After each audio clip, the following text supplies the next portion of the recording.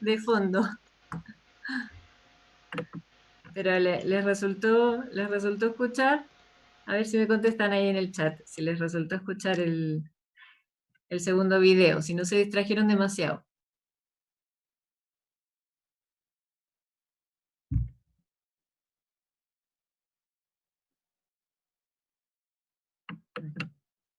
Joaquín.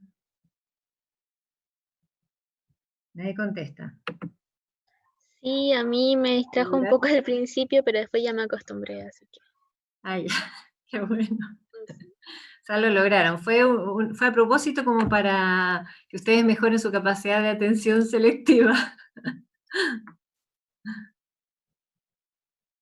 Que muy bien, tenemos 20 participantes. No sé si podemos partir ya. Sí, bueno, tengo otra videoconferencia con la sección 2 a la 1:50. Igual esto debería durar no más que 1 hora máximo. Así que, a ver, voy a compartir la pantalla.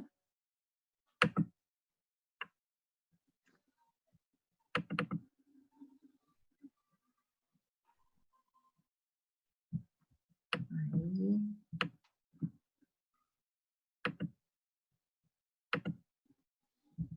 A ver, lo pongo aquí. Voy a organizar esto para que yo pueda ver el chat y vea si es que tienen preguntas por chat.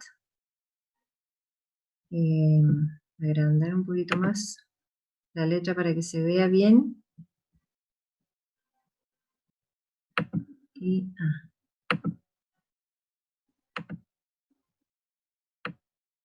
aquí está. Participantes. Ahí voy admitiendo ya. Y aquí.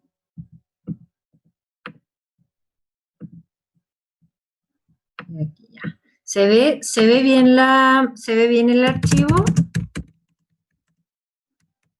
Contéstenme sí o no para ir revisando con Profe, ustedes el trabajo. profe, ¿tiene por ahí el link de la sesión? Porque hay gente que parece que no puede entrar con el ID. Ah, Si el me lo puede link. mandar por WhatsApp, ¿Cómo se hará eso? A ver. no sé. Aquí. Hacer como en compartir. Ah, ya lo enviaron. No sé cómo. Sí. Ah, qué Gracias. bueno. Ya agradezco mucho a los que se manejan más en la tecnología. Ya, súper. Entonces la idea, vamos a seguir admitiendo. Claro, ahí parece que ya se van a unir los que necesitaban el link. La idea es que hoy día revisemos el trabajo que ustedes acaban de hacer para que ya se consolide la parte de desarrollo cognitivo del escolar. Ya vamos a revisar sus mismas respuestas y yo quizá comentar algo complementario a las respuestas de ustedes. Después les voy a mandar este documento aquí les iba a mostrar, miren, en la carpeta que tienen ustedes de la etapa escolar, en Ifinis, les subí la síntesis de los trabajos de aplicación que hicieron del desarrollo biológico, del escolar, y esa síntesis, bueno, la hice como traté de mezclar las respuestas de los trabajos de las dos secciones. Entonces, por eso quizá que ustedes pueden reconocer su respuesta, pero que está mezclada con otra cosa que no hicieron ustedes, porque traté de hacer una síntesis y unir. Y aquí mismo, en la misma carpeta del escolar, les voy a subir después este documento, para que tengan ya la materia en el fondo del desarrollo escolar aquí en este documento. Y van entrando. Tenemos a 23 hasta el momento, 20. Rocío.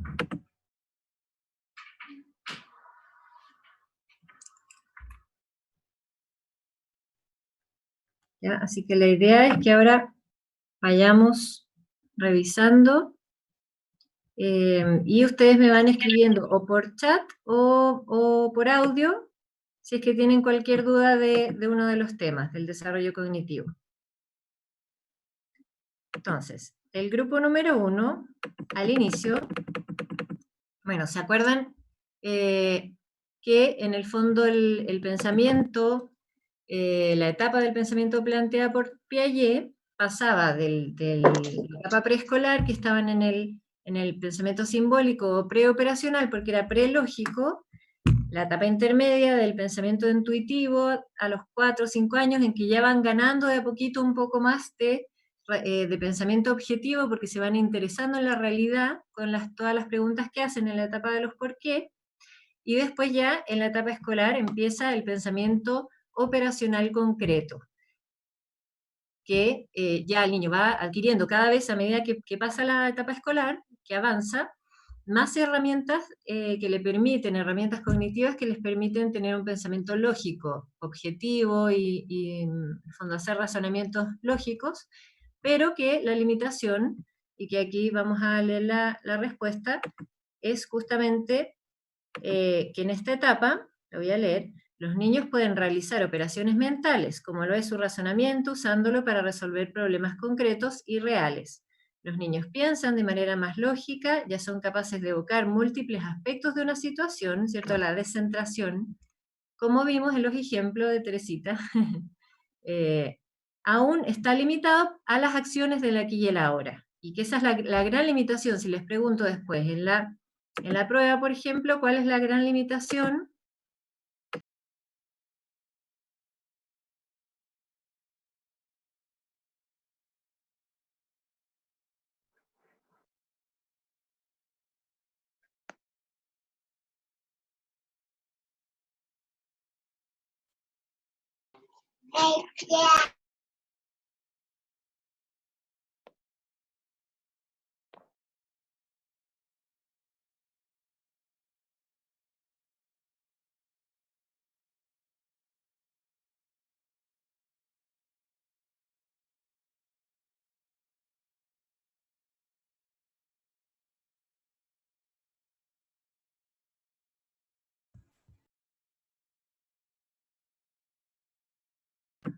Porque, ya, ahí sí, perdonen.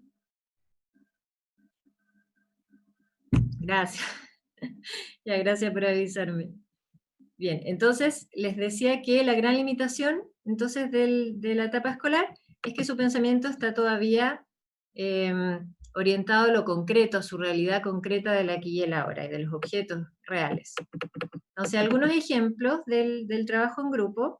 Si le explicamos a Teresita que sus padrinos ya no están casados, se separaron, ella lo comprenderá solo de la manera racional, tal como el acto, por el solo hecho de ya no verlos juntos. Pero en la adolescencia, con su pensamiento más abstracto, comprenderá lo serio y complejo que eran un matrimonio y que por diversos motivos personales ellos ya no están juntos. Es correcto este ejemplo, en el sentido de que para los niños las cosas son mucho más simples y quizá concretas. El niño se queda con ya, no viven juntos, es cierto. En cambio, ya un pensamiento más abstracto logra pensar, imaginar toda la situación en la cual deben estar dos personas que se separan, todo el sufrimiento, todo el proceso que acompaña esa decisión tan difícil. Otro ejemplo, el explicar a un niño sobre la muerte de su mascota, guiándose por las palabras que le dirán sus padres. Por ejemplo, está en un lugar mejor, se fue al paraíso de los perros. Un niño entendería a través de estas frases que su mascota está literalmente en un lugar mejor, disfrutando y siendo feliz, siendo ya que cuando más adulto comprenda a lo que se referirán los padres. Muy bien, en el fondo, claro, todo el mundo, por ejemplo, en este ejemplo, el mundo espiritual, es muy difícil para los niños de comprender porque ellos se imaginan un lugar concreto, como material. Entonces, cuando uno le dice, se fue a un lugar mejor, ellos se imaginan un lugar concreto, específico, un campo, en el fondo. Así que, bien ejemplo. Ah, sí, la Samantha me dice que si puedo grabar esta clase. ¿Cómo se graba? A ver. Vamos a mentir a Francisco. Antes las clases las había grabado Álvaro, ¿cierto? Ah, y ahí está, ahí está Álvaro, sí, ya lo está haciendo. ¿Y la has podido subir y la han podido ver bien? ¿Sí? Ah, qué bueno. Te agradezco, Álvaro. Muchas gracias. Bien, excelente. Sigo. Otro ejemplo del pensamiento concreto, que es la limitación del niño escolar. Déjenme aquí admitir. Los niños y niñas ocupan el pensamiento espacial a esta edad. Rafaela usa un mapa o modelo como apoyo para buscar un objeto oculto y también puede dar a otras personas instrucciones para encontrarlo. Recuerda el camino de la escuela a la casa y viceversa. Puede ir y venir de la escuela, calcular distancias, recordar el trayecto por puntos claves en el camino y juzgar cuánto tiempo se demora de ir en un lugar a otro. Este ejemplo tiene que ver con también que este pensamiento concreto también tiene beneficios, que es que en su realidad objetiva los niños tienen habilidades muy buenas, como por ejemplo, ¿cierto? Dar instrucciones o ir a su sala en la escuela, en el fondo ellos se acuerdan y hacen como el camino mentalmente de la llegada a su escuela, recordando lugares específicos, claves, en el fondo direcciones, entonces eso es un ejemplo de su pensamiento aterrizado a su realidad. En tanto a las tareas de conservación, se puede usar el claro ejemplo de poner 2 hileras de dulces a un niño que las cuente, se pone un estímulo distractor, un juguete, mientras el niño observa y juega con él, el estímulo se dispersa en las hileras de dulces, dando a priori que hay más dulces que antes. Al preguntarle al niño si hay más dulces que antes, él recurrirá a la lógica de que si por el simple hecho de que están desordenadas, pero al contarlas se percata de que es la misma cantidad que estaban antes. Claro, bien. El niño entonces, por su pensamiento concreto y realista y lógico, logra, ¿cierto?, salir de las apariencias de unos dulces dispersos, y hace el ejercicio objetivo de contar. Y si se da cuenta que son los mismos, tiene la conclusión lógica de que no porque estén dispersados y pareciera que son más, no por en el fondo porque cambió la imagen superficial, va a cambiar la realidad objetiva. Así que muy bien las respuestas del grupo número 1. ¿Hasta aquí se entiende? Para que me escriban en el chat. Sí, sí, sí. O si tienen alguna pregunta, vamos a ir por pregunta.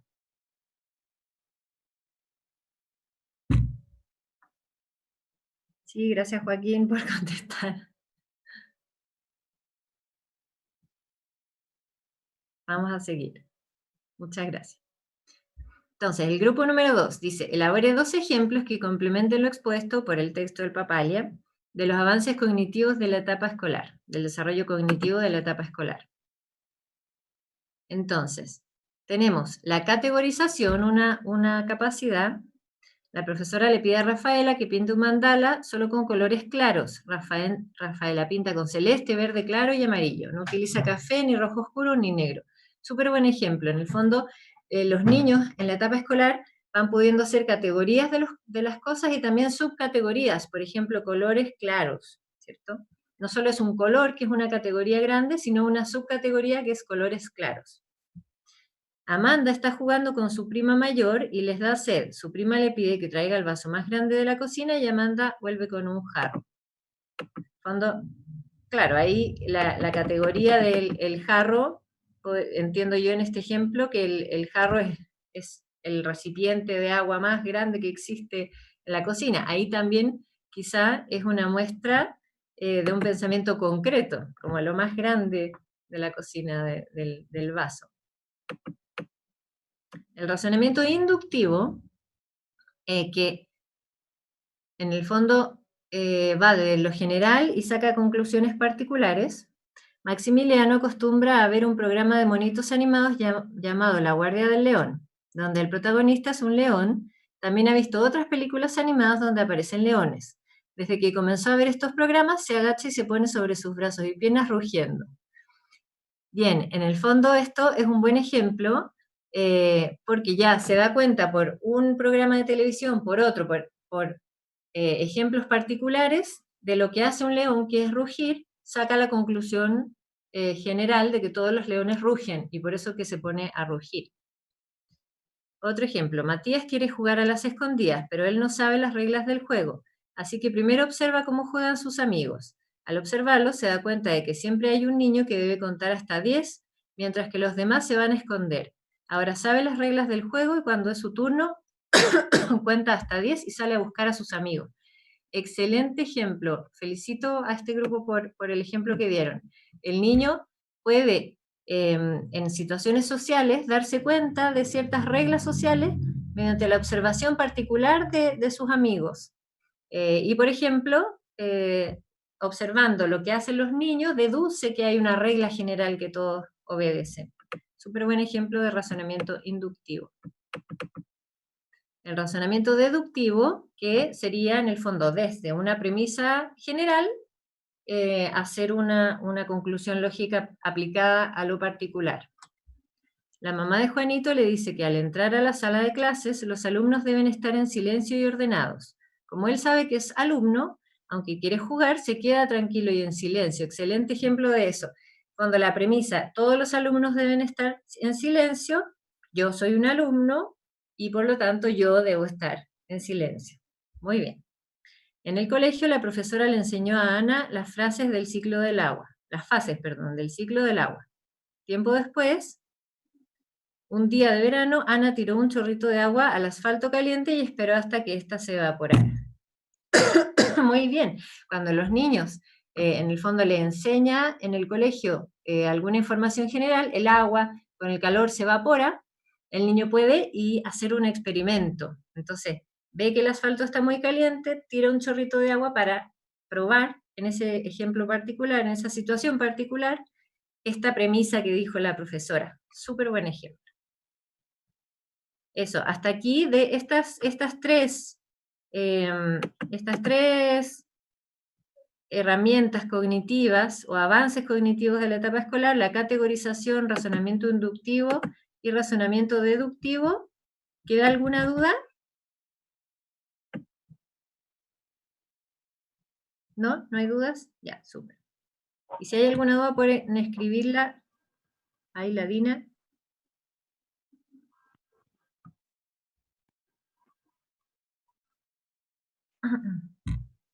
Ya, el razonamiento inductivo es de observar distintas situaciones particulares, uno saca una conclusión general.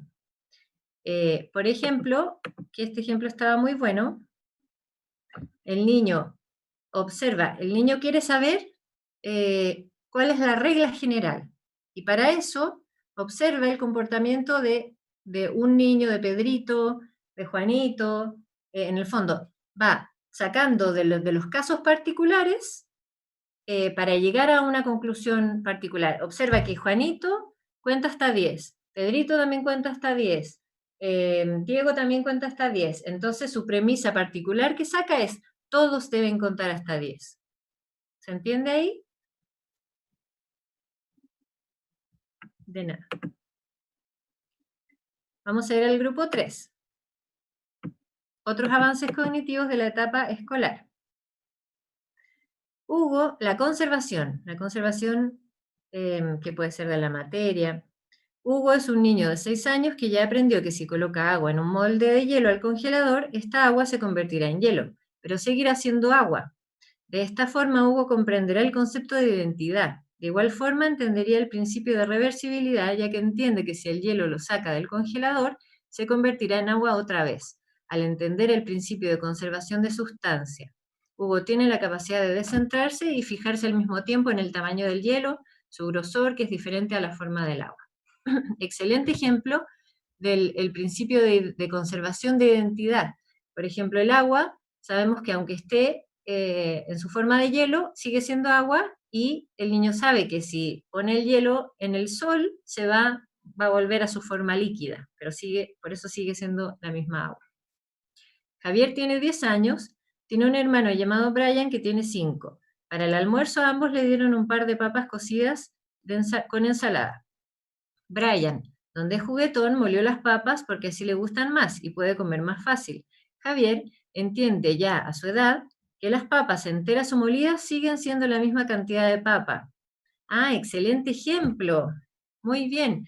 Que en el fondo, de repente podría, es como lo mismo que el ejemplo de la plasticina, de la conservación de la materia, que tenemos, a cada niño le dan 2 papas en su plato, y si uno lo muele, parecería que hay un poco más, parecía que está más esparcido y pareciera que tuviera más.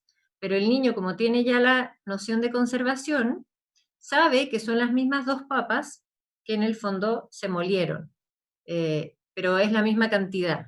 Y sabe, y vuelve a su mente, y se acuerda de que le sirvieron 2, entonces en el fondo solo cambió como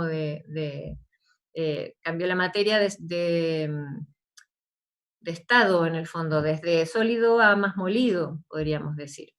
Así que muy buen ejemplo de conservación de la identidad. Número de matemáticas. Rodrigo, de 8 años, está en una reunión familiar donde se encuentra con sus 3 primos que tienen el promedio de la misma edad de él. Los niños comen frutas mientras los adultos terminan de cocinar. Entonces Rodrigo es el encargado de repartir los trocitos de sandías entre sus pares. Como aún no está en la etapa de dividir, comienza su labor entregándole un trozo a cada uno, de un total de 12 hasta que al final todos tienen 3 trocitos en sus platos. Claro, en el fondo ahí, Rodrigo, entendí que va repartiendo, ya tiene la noción de cantidad, ¿cierto? Entonces empieza a dividir las cantidades y trata de ponerlas ordenadamente hasta que le toca 3 pedacitos a cada uno. Alejandra, de 7 años de edad, va de paseo junto a su familia a la playa. Durante el transcurso del viaje, su padre le propone jugar a contar los autos del color que ella escoja. Alejandra se emociona porque el juego salía a compartir durante los viajes y elige el color rojo, porque era el color más llamativo. Empieza a contar los autos que poseían aquel color. Iba de uno en uno, sumando cada vez más autos hasta que llega a 20 y su padre tan solo contó 14. Así que Alejandra entendió que ganó el juego porque contó más cantidad que su papá. Un niño ya puede tener la noción de, ¿cierto? Que 7, si el papá contó 7 y ella contó 14, es mayor que 14. ¿Ya? Y a medida que aumenta la edad, ahí ustedes se fijaron en el papá, y algunos ejemplos, van teniendo mayor cantidad cada vez más de habilidades matemáticas. No sé si puedo mostrarles dónde la dejé, una guía, no sé dónde quedó, pero había una guía, pues acá, miren, acá hay una guía que estaba haciendo Teresita de matemática y no sé si se ve bien, pero estaba haciendo patrones, eran patrones numéricos. Entonces, ella se fijaba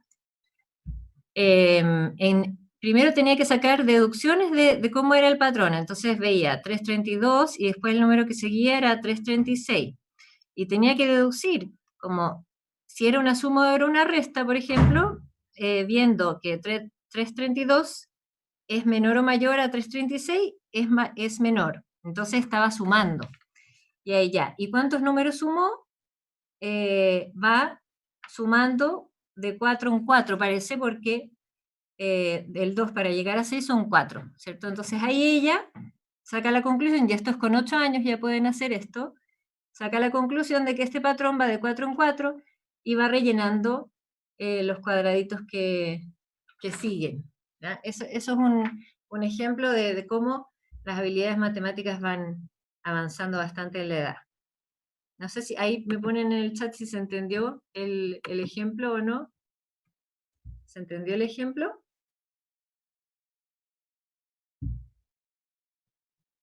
¿Sí? Ya, súper. Gracias. Otra habilidad, el razonamiento espacial. Carla, de 8 años, realiza el mismo viaje todos los fines de semana para ir a visitar a su abuelita. Para llegar allá, va con sus papás en el auto y siempre ponen la misma playlist en la radio. Carlita notó que para llegar a la casa de su abuela se demoran el tiempo de las primeras 5 canciones que suenan. Así cada vez que suena la canción número 4, saben que están cerca de llegar al destino. Y que cuando suene la canción 5 ya están a punto de llegar. Entonces va tomando las canciones como un punto de referencia. Súper buen ejemplo. También los niños, por ejemplo, pensando en las canciones, puede también ir contando las cuadras o las esquinas que va pasando. En la tercera esquina, ¿cierto? Ya está mi sala de clase, por ejemplo. Tomás, otro ejemplo. Tomás, de 9 años, acompaña a su mamá todas las tardes a comprar pan. Algunos días van a la panadería de la esquina, u otros días prefieren ir al supermercado que está 2 calles más allá. A Tomás le gusta más ir a la panadería porque queda más cerca de su casa y se demora menos en ir y volver. Sin embargo, otras veces tienen que ir al supermercado para comprar cosas que no venden en la panadería. Una tarde la mamá de Tomás le pide que por favor vaya a comprar harina para terminar de cocinar un queque. Tomás recordó que de inmediato que ir a la panadería sería mucho más rápido, ya que quedaba más cerca de su casa. Muy bien, entonces aquí este ejemplo da cuenta de que los niños como tienen este pensamiento espacial y también temporal, espacio-temporal, pueden calcular las distancias y más o menos cuánto tiempo se van demorando por cada distancia. Hasta aquí del grupo número 3, ¿queda claro? Ahora pueden hacer preguntas si es que alguno no quedó tan claro.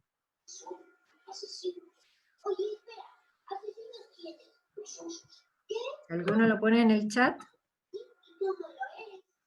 Sí, gracias, Ana Sofía. Bien. El grupo 4 se refiere a explicar la función ejecutiva y dar algunos ejemplos. Entonces, los niños en esta etapa pasan uno de los procesos más importantes y complejos del desarrollo, que es la mejora de la función ejecutiva, que consiste en el control consciente de pensamientos, emociones y acciones, lo que permite que puedan resolver problemas, un mejor autocontrol, mejor conducta, un desarrollo cognitivo importante, asociar conceptos, llevar a cabo tareas complejas que requieran varios pasos, realizar asociación de ideas, etc. Es todo aquello que permite que el niño ejecute de manera secuencial un progreso en estas acciones. Muy bien. Entonces, Teresita fue enfrentada a la siguiente pregunta. ¿Qué tenían en común el enojo y la alegría? Y la música de los cuadros. En ambas la niña tuvo la capacidad de asociar los conceptos y encerrarlos mediante una característica común, expresando esta asociación con palabras claras y precisas para realizar esta acción. De esta forma, Teresita nos cuenta que la razón entre la relación asociativa entre el enojo y alegría fue que ambos son sentimientos y es capaz de sentirlos dentro de ella, mientras que la música y los cuadros se parecen porque son cosas que la gente artística hace cuando están felices y quieren expresarlo, clasificándolo en la categoría de arte. Entonces aquí se vio la asociación de ideas o conceptos. Muy bien. Y el lenguaje también que... Otro ejemplo, un niño se enfrentaba a la aplicación de la matemática para realizar una compra. En este caso, el niño, al tener la capacidad de utilizar un proceso tan complejo como las operaciones matemáticas, está poniendo en práctica su pensamiento operacional concreto. Racionaliza concretamente a partir de sus experiencias vividas y en la realidad sensible que se posiciona. En esta etapa, el niño aún no logra un pensamiento abstracto, ya sea inferir o realizar ejercicios matemáticos muy complejos, por lo que el infante de la etapa escolar ya puede realizar operaciones básicas de matemática, como sumar o restar con los dedos, los más chiquititos en todo caso, sacar una conclusión lógica a partir de la compra. Por ejemplo, ir sumando, ¿cierto? Si sabe que Felipe paga 1000 para comprarse galletas de 300 y un jugo de 500, según sus cálculos, le dan un vuelto de 200. ¿Cierto? Y así realiza esta función de clasificar, asociar, sacar esta conclusión lógica. Después, aquí. A una niña se le presentan escenas secuenciales desordenadas para que pueda generar una secuencia organizada de principio a fin. El niño en el fondo va haciendo una seriación, recibe varios juguetes de distintas categorías y va guardándolos en el fondo en las categorías que correspondían todos. Entonces, también eso tiene que ver con la función ejecutiva de de planificar, a ver, y categorizar también, ¿cierto? Esto, ¿cómo lo hago? Primero saco todos los juguetes, tiene que ver también con cuando hay unas tareas de varios pasos. Primero miro todos los juguetes que hay, después los voy seleccionando en distintas categorías, ¿ya? Algo que no salió aquí de la función ejecutiva. Ah, Giovanni, ya, sí, te voy a poner presente, no te preocupes.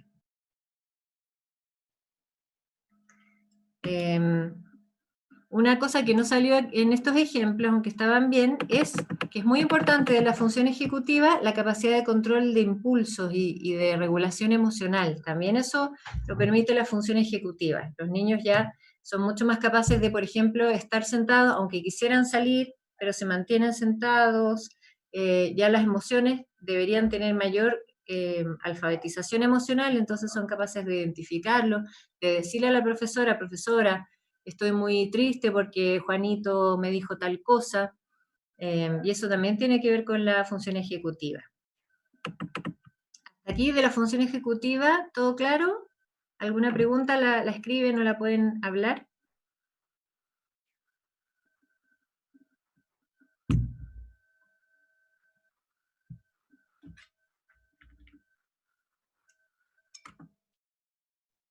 La función ejecutiva. La función ejecutiva del cerebro, en el fondo, tiene que ver con el sistema prefrontal, ¿ya?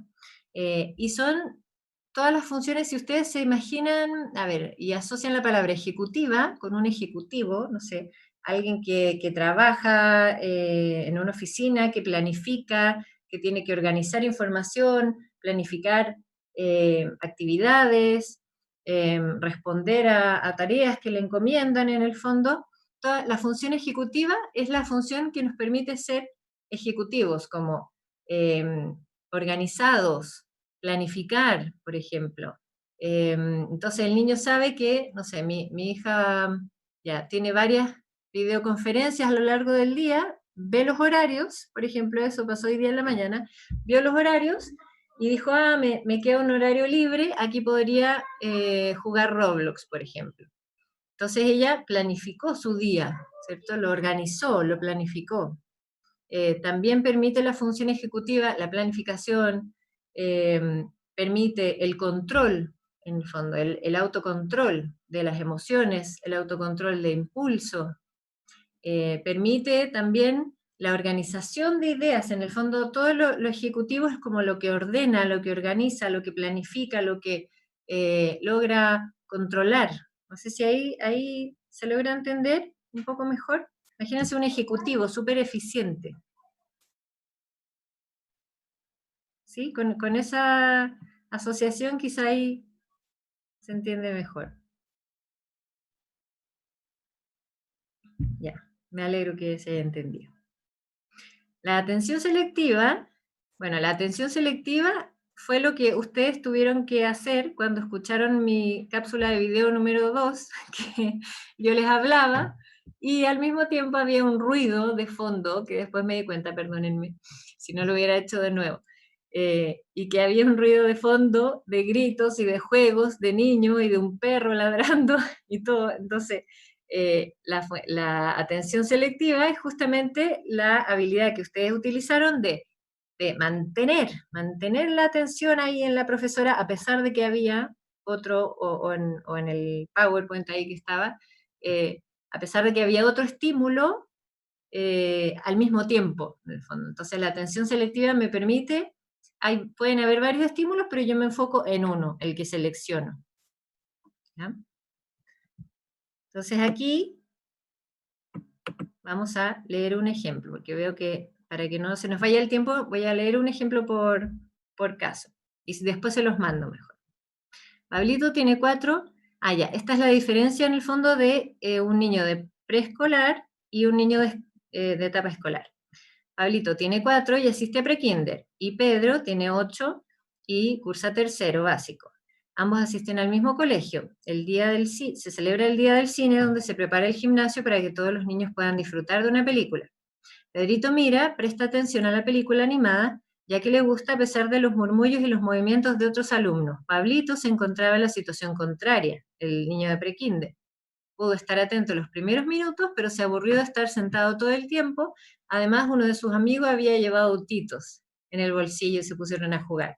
Súper buen ejemplo de que justamente los niños de edad preescolar hay que, en el fondo las profesoras, los adultos tienen que ayudarlos más desde lo externo para que hayan menos estímulos, para que estén concentrados en lo que uno quiere. En cambio, el niño ya de la etapa escolar va siendo cada vez más capaz de atender al estímulo que le han indicado o que a él le interesa, a pesar de que hayan otros estímulos al mismo tiempo. ¿Se entendió eso, lo de la atención selectiva?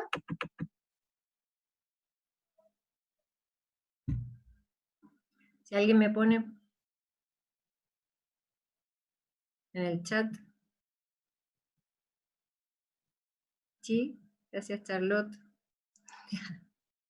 Gracias, así voy avanzando y no me siento que estoy hablando sola. Bien, entonces, la memoria, voy a ir avanzando más rápido para que no nos quedemos sin tiempo. Bien, la memoria avanza mucho, al igual que la capacidad de atención sostenida. Y el niño en la etapa escolar ya va logrando realizar estrategias de memoria, las estrategias mnemotécnicas que se llama, que ustedes también las utilizan para el estudio. Porque también el niño en la situación escolar ya se le exige que memorice ciertas cosas. Entonces, el niño puede utilizar, por ejemplo, auxiliares externos de la memoria. Por ejemplo, el niño hace un calendario, ¿cierto? Y escribe lo que los profesores le pidieron, entonces tiene una ayuda externa, lo mismo que, no sé, nosotros escribimos en una agenda, y ahí es una ayuda externa a la memoria. Pero también internamente puede hacer, por ejemplo, el repaso. El niño puede repetir constantemente los colores del arco iris como refuerzo para poder pedir los colores que necesita la profesora cuando quiere pintar. Bien, entonces puedo ir, en la medida que uno repite, la repetición es una estrategia de mnemotecnia que nos ayuda a memorizar. Mucho mejor todavía si se mezcla la repetición con la organización de la información. Uno, para poder memorizar mejor, uno organiza la información. Entonces, por ejemplo, a un niño se le enseña a manejar el dinero jugando Monopoly, organizando los billetes que tiene según color y según cantidades. Entonces el niño va memorizando, por ejemplo, si no supiera las cantidades, memoriza que 1000 es el verde y va asociándolo porque los organiza. Y eso ayuda también a memorizar, no solo repetir, sino organizar la información en categorías, por eso uno hace mapas conceptuales que uno la va organizando.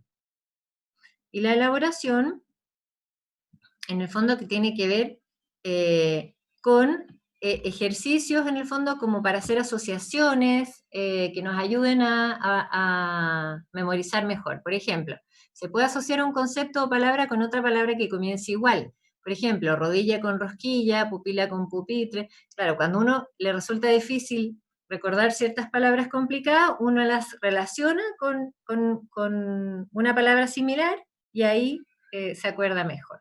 Así que muy buenos ejemplos del avance de la memoria. Bien. Hasta ahí de la memoria, ¿sí? ¿Estamos bien? Alguien que diga sí y yo sigo. ¿O alguna pregunta? Bien, gracias.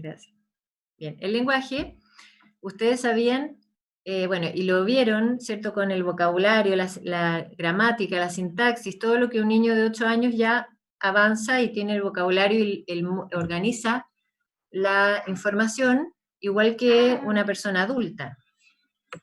Aquí hay algunas diferencias entre la etapa preescolar y la etapa escolar, ¿cierto? Por ejemplo, un niño preescolar recién está en la alfabetización emergente, recién leyendo las letras, ¿cierto? La A, la S. Al principio incluso las letras se relacionan con cómo suenan al principio. No, espérate, mi amor. Bueno, ya. Un ratito. Y en la etapa escolar, en cambio, un niño ya puede leer un libro, leerlo en voz alta, contar, eso obviamente como a la mitad de la etapa escolar, en primero básico están aprendiendo a leer, ¿cierto? Después, un niño hasta la etapa escolar, puede contar un tiempo que no tiene mayor desarrollo dramático. Son como de una escena. Los niños, es cierto que en su discurso los niños preescolares son más simples y quizá omiten información que es importante para el receptor, que no logra entender muy bien, porque como son egocéntricos y como, por ejemplo, le cuentan un dibujo animado a sus padres, le dicen así porque el monito lo logró igual que la otra vez, y uno no vio lo que pasó la otra vez. No nos dan la suficiente información porque son más egocéntricos los niños preescolares.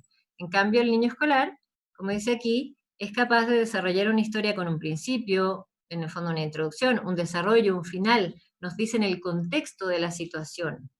¿Ya? Así que eso está muy bien el ejemplo. Voy a avanzar más rápido para que no abusar del tiempo de ustedes. Bueno, también para promover la lectoescritura, ahora. Si es que tienen preguntas, me interrumpen y yo me fijo en el chat. Bueno, la lectoescritura, que es el granito de esta etapa, que ya en prekinder y kinder es como una aproximación, pero ya en primero básico comienza el trabajo más arduo de aprender a leer y escribir. Algunas cosas que le podrían ayudar a los niños. Por ejemplo, considerar que las actividades de lectura y escritura suelen ser muy tediosas y por eso que implican un alto nivel de concentración, especialmente escribir. Por eso que hay que, en el fondo, evitar imponer estas actividades y, si es posible, brindarle algo de libertad, por ejemplo, que escoja lo que quiere leer. Súper bien, en el fondo que el niño se sienta que está eligiendo de alguna manera, o que hay algo lúdico, o que hay algo entretenido. Y por eso es muy importante que el niño ya desde antes se haya acostumbrado a los libros, que desde antes los padres les lean para que el niño, en el fondo, ya sea una actividad agradable y no aversiva. Es súper bueno y por ejemplo, a los niños que les cuesta muchísimo, para que no generen como un condicionamiento negativo a la lectura, los padres también pueden, hay que ponerse creativos. Yo, por ejemplo, con la Teresita, que le costaba más concentrarse cuando era pequeña, le decía que nos turnáramos. Ella leía una frase, yo leía otra frase, y así se iba haciendo un poco más didáctico. Ella igual leía, pero en el fondo yo la ayudaba, y para ella era un poco más didáctico y menos tedioso. Así que muy bueno ese primer ejemplo. Después también es recomendable que los padres les den a elegir textos que mezclen palabras que los niños ya conozcan y otros que no dominen muy bien, para ir adquiriendo un vocabulario de a poquito. Por ejemplo, ¿cierto? Que si a Javier le gustan los dinosaurios, su cuento se trata de los dinosaurios, porque dominará varios, ¿cierto?, de los nombres.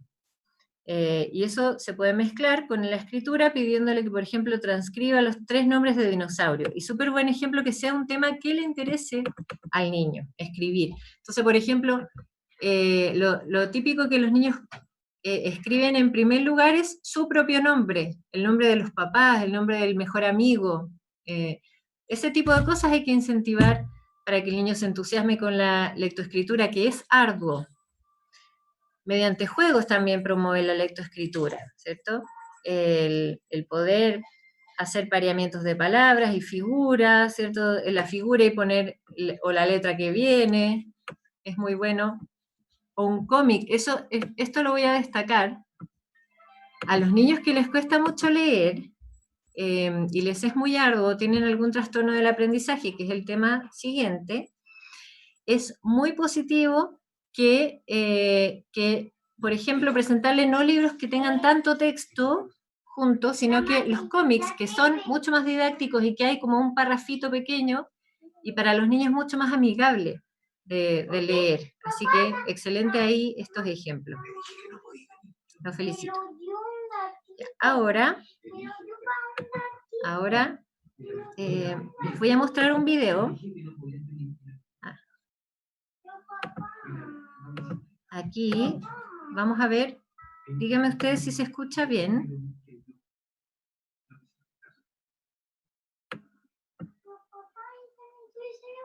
Vamos a ver este testimonio, que es muy cortito en relación a los trastornos del aprendizaje. Bueno, yo soy Matías del Río. Por desgracia, muchos de ustedes me deben conocer. Porque ustedes creen que me conocen, porque me ven. pero yo me he encargado durante 41 años de tapar mi realidad. Y me ha ido bien. Vivo de tapar mi realidad. No les miento tanto, pero bueno, yo soy un sobreviviente de Ritalin, soy zurdo, soy niño de problemas, repitente, disléxico, disgráfico, y todo, básicamente. Pero con una mamá superhéroe. Ni sabe ella, ni sabe, pero me ayudó bastante con una cosa muy fundamental que fue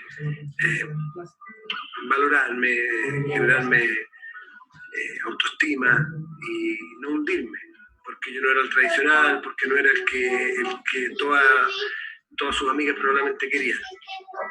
Mucho me angustio porque cuando estoy con un grupo de amigos y se han leído un libro, yo digo, yo no me he leído ese libro y me lo tengo muchas veces y sé que a mí me va a costar 4 o 5 veces leerme ese libro cuando otros ya se lo leyeron y van en el quinto, porque a mí me cuesta 3 veces una página y son cosas con las cuales yo estoy día a día.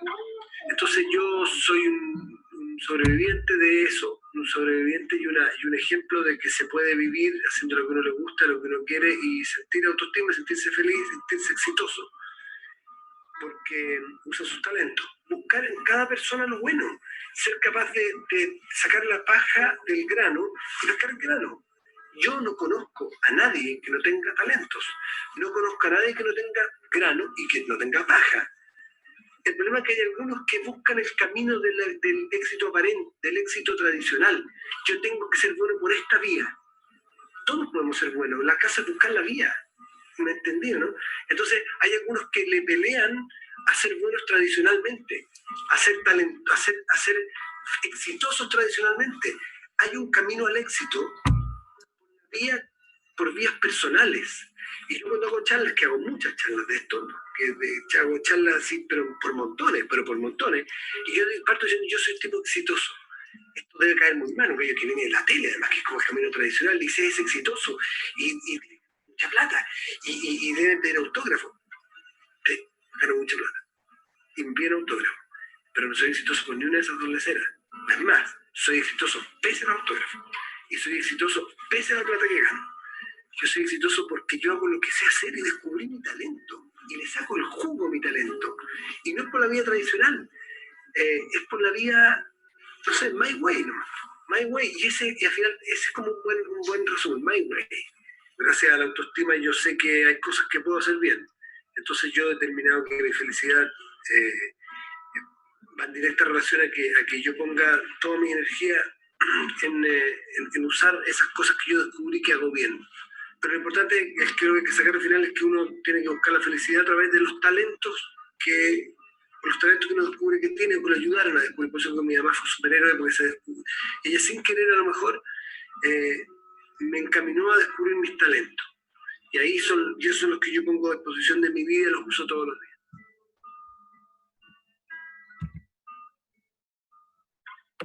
Muy bien.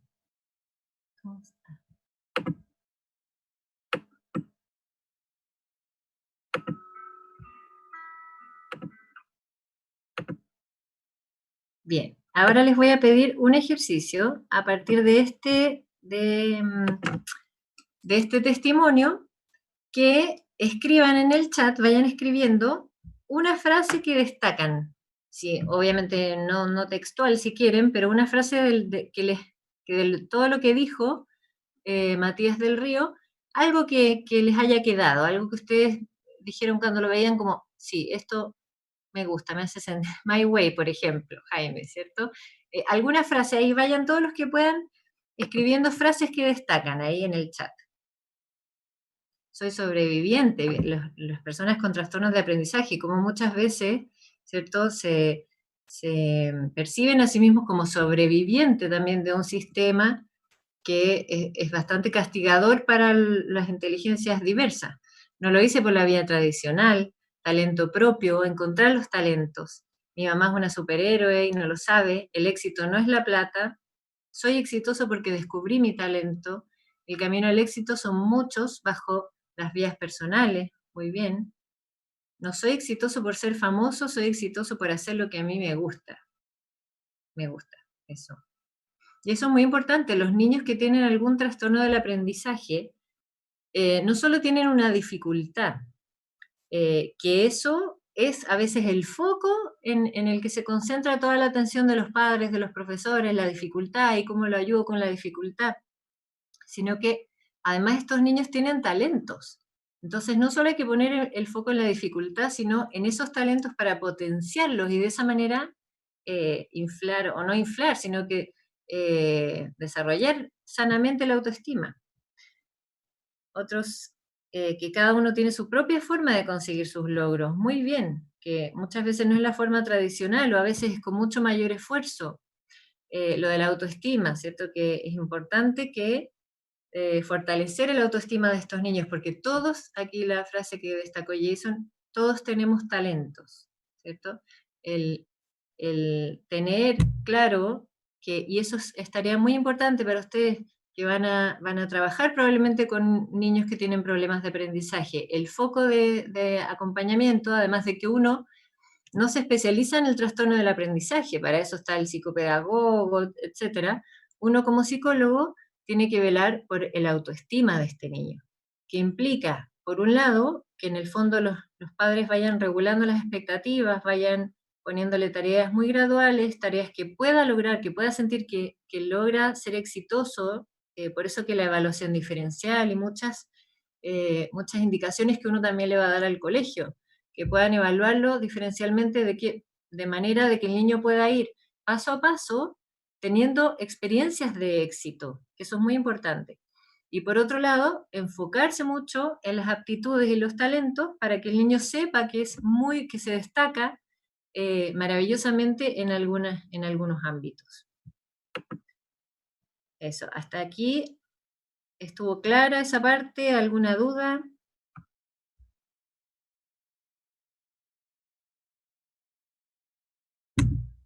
Todo claro, gracias, Jason. Y el grupo número 10, vamos a leer lo de los niños dotados, porque también hay niños que, claro, a veces uno solamente le toma importancia al niño que tiene una dificultad, pero también hay niños que tienen una habilidad sobresaliente en algunas de las capacidades o habilidades que se espera que tengan, que son especialmente dotados en algún área y también necesitan una detección de esa habilidad especial y una educación especializada que en el fondo le potencie este don y que no lo deje ahí como sin aprovechar. Entonces, por eso aquí en este trabajo destacan que la detección es de suma importancia, ya que se puede involucrar al niño en un programa especial, que, por ejemplo, ¿cierto? Algunos programas especiales para niños superdotados, y es importante porque, en el fondo, el niño que tiene una habilidad sobresaliente, si es que el programa educativo no lo desafía, el niño se aburre. Y a veces ocurre que hay niños problema que se portan muy mal, pero es porque están aburridos, porque ya hicieron la actividad, les pareció fácil y fome, entonces se aburren. Y esos niños, si el colegio no detecta esta habilidad sobresaliente, en el fondo va a quedar desaprovechada esa habilidad, y va a ser un niño que va a ser quizá desordenado, en vez de que sea un niño que si se lo desafía, va a estar entusiasmado, va a participar. ¿Ya? Eso es muy importante. Entonces, posibilitar el desempeño máximo, ¿cierto?, de esta capacidad en la actividad que le atrae y para la cual el niño posee un talento innato, ¿cierto? Entonces, bueno, y aquí citan algunos ejemplos de programas, ¿cierto?, de niños. Por ejemplo, la motivación, lo que hablábamos, y capacidad no producirán aptitudes en un niño a menos que éste cuente con dotes inusuales. Es poco probable que niños con talentos innatos desarrollen al máximo sus capacidades sin motivación y arduo trabajo. Por eso una educación especializada para un joven sobresaliente es necesaria, porque se desmotiva, por lo que decíamos. Si no se lo desafía, según sus habilidades, que son mayores que las del niño promedio, si no se lo desafía, se desmotiva. ¿Ya? Esa era la idea un poco. Sí. Y también esta idea, que también a veces estar en ciertos programas con niños que también tienen mucha habilidad en un área, es muy bueno también por la parte social, porque a veces un niño, por ejemplo, que tiene un rendimiento muy sobresaliente, en algunos casos puede sufrir de un aislamiento social por envidia o porque los otros niños en el fondo lo dejan fuera, o no lo entienden o creen que es como muy creído o no sé, o soberbio. Entonces también le hace bien socialmente al niño participar en otros grupos. Por ejemplo, hay, no sé, se hacen, es muy famoso como estos concursos, no son concursos, pero sí, son como torneos de, por ejemplo, de matemática. Para los niños muy dotados en matemática, se eligen los más dotados y van a reuniones para prepararse para un torneo, y ahí comparten con otros niños que tienen esa misma habilidad, y ahí también eso se aprovecha de potenciar mucho el ámbito social. ¿Sí? Hasta esta parte de los niños dotados. ¿Quedó claro?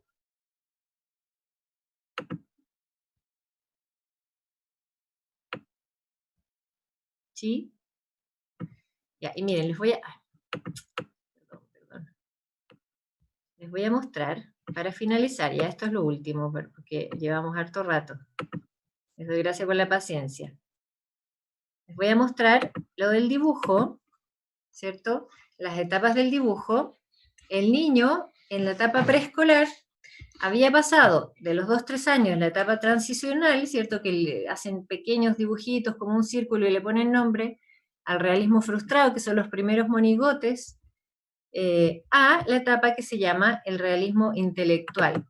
Aquí yo les puse un dibujo de la Margarita porque, que es mi hija, que ya de un año a otro, esto fue el año pasado, a principio de año, y no, esto fue mucho antes, perdón, no. Esto fue cuando estaba en medio mayor, hace 2 años. Ya ni sé, pero bueno, la cosa es, perdón, es la evolución. Si ve la evolución, ya le pone muchos más elementos en el fondo. Quiere dibujar a una persona, entonces ya le dibuja lo que sabe que hay en una realidad, ¿cierto? Esto es la etapa inicial del realismo intelectual, después le van agregando muchos más elementos más claros, incluso podríamos decir que es como la transición entre realismo frustrado y realismo intelectual. Le pone un árbol, un sol, acá hay un dinosaurio, que le pone, ven, le pone como acá arriba le pone como no sé cómo se llaman estas cosas, así como la armadura del dinosaurio, y lo hace muy grande, como que dibuja lo que sabe que son las cosas, aunque todavía en la proporción tienen algunos errores. Después ya los niños más grandes van avanzando muchísimo en sus dibujos, y algunas características de este tipo de dibujo es eso, que en el fondo dibujan, cada vez van mejorando los detalles que ponen, en la figura humana especialmente, usa proporciones y colores todavía en función de la afectividad, por eso que son dibujos especialmente proyectivos, que proyectan, por ejemplo, en el dibujo de la familia, el niño va a dibujar más grande a la persona que él considera más importante en la familia. Entonces, si tenemos un dibujo que hay una mamá gigante y un papá pequeñito que pasa a esta edad, eso nos da información diagnóstica de cuál es el lugar de cada uno de las figuras paternas, por ejemplo. Y es muy proyectivo este dibujo. Ya en la etapa escolar más avanzada empieza lo que se llama el realismo visual, que el niño ya empieza a perfeccionar sus habilidades de dibujo. Miren, acá para agrandarles un poco, acá ya hay perspectiva. Miren, esta pieza está espectacular, el uso de perspectiva. Aquí dibujan, aquí por ejemplo la cancha de fútbol, mirada desde arriba, mirada desde el lado, dibujan perfiles, ya van teniendo muchísimas más habilidades, aquí sin transparencia, en el fondo todo el barco hundiendo, está muy bueno, hay dibujos muy muy buenos a esta edad, son mucho más realistas y mucho más apegados a lo que es en la realidad las cosas, ¿ya? Vincula los objetos mejor con la perspectiva, también tienen el goce de la repetición, o sea que si les gusta, por ejemplo, les ha pasado a usted, les gusta Pokémon, ya, entonces hacen el Pikachu y lo hacen 20 veces hasta que la diferencia uno la nota desde el primer dibujo, que era medio deforme el Pikachu, ya el último, que lo hicieron perfecto, les quedó igual. Entonces es un poco la característica de esta edad, ¿ya? Y me quiero despedir de ustedes mostrándoles de nuevo el dibujo que hizo la Teresita. Les quiero preguntar una encuesta, que me la escriban en el chat. Ya, ¿en qué etapa del dibujo clasificarían ustedes este dibujo de la Teresita? Ya les voy a explicar. La transparencia es que en el fondo el niño, es como dibuja lo que sabe, va a dibujar una casa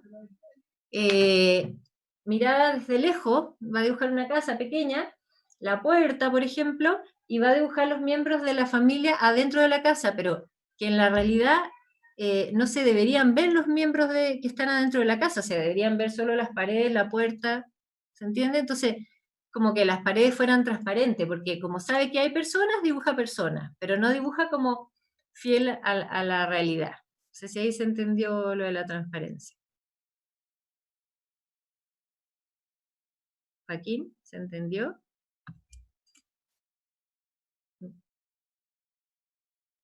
Bien, ya. Entonces, antes de terminar, última pregunta del día de hoy, que ha sido bastante arduo. Este dibujo, ¿a qué etapa del dibujo ustedes lo adjudicarían? ¿A qué etapa del dibujo? ¿Realismo intelectual o realismo visual?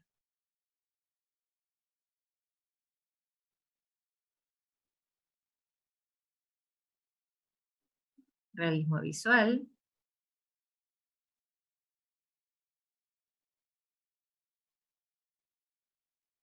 La mayoría. Realismo visual. Bien, sí. ¿Por qué me pareció que podía ser interesante? Porque, claro, este dibujo, en el fondo ya tiene muy buenas cualidades en relación a los elementos, por ejemplo, de una persona, ¿cierto? Aunque como es un dibujo, dibujó, ¿se acuerdan? A la madre tierra, entonces es un dibujo que ya tiene un escenario como lúdico, fantasioso, en el fondo, entonces tiene los elementos, muchos no coinciden tanto con lo que se ve, cómo se vería un sol en la realidad, ¿cierto? Le pone como rayos especiales o los colores del pajarito, hace como un escenario bastante lúdico, pero al mismo tiempo tiene una cascada de agua, la tierra, hace incluso como el centro de la tierra acá, el pasto. Entonces, en el fondo, en cuanto a los elementos y su ordenación, sí podríamos decir que es realismo visual, porque ya tiene una calidad mayor del dibujo, a pesar de que es un dibujo de por sí bastante fantasioso. Aquí el árbol tiene una estrella. Pero entendiendo ese escenario, que el contexto del dibujo es fantasioso, es que uno puede decir que pertenece al realismo visual, ¿ya? Esto era importante aclararlo, porque a veces uno cuando va a evaluar a un niño, quizás si uno se pone muy rígido, como no, es que el sol no se ve así, entonces está atrasada claro, es importante considerar el contexto. ¿Qué quería dibujar? ¿Por qué dibujó esos elementos? Especialmente con los niños en las evaluaciones, la entrevista es mucho más importante a veces que el mismo dibujo, ¿ya? Entonces, ese es un dato que es bien importante aclarar, ¿ya? Que la entrevista es fundamental. Bien, entonces ahora sí les pido encarecidamente que si se entendió todo, me digan que sí, y si tienen alguna duda aprovechen, porque ya vamos a ir terminando y voy a fijarme en los que han estado presentes para ponerlos en la lista. ¿Cómo se hace esto? Sí. Aquí voy a ir bajando. Álvaro, no se vayan todavía, yo para ir anotándolos, ¿ya? Álvaro, la Ana, la Andrea.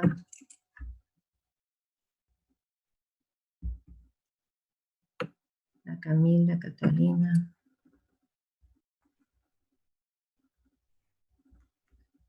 Charlotte. Sofía. Cordero, Darinka. Tina. Flavio, Isidora. Jaime, Jason, Joaquín Cortés, Joaquín Farías.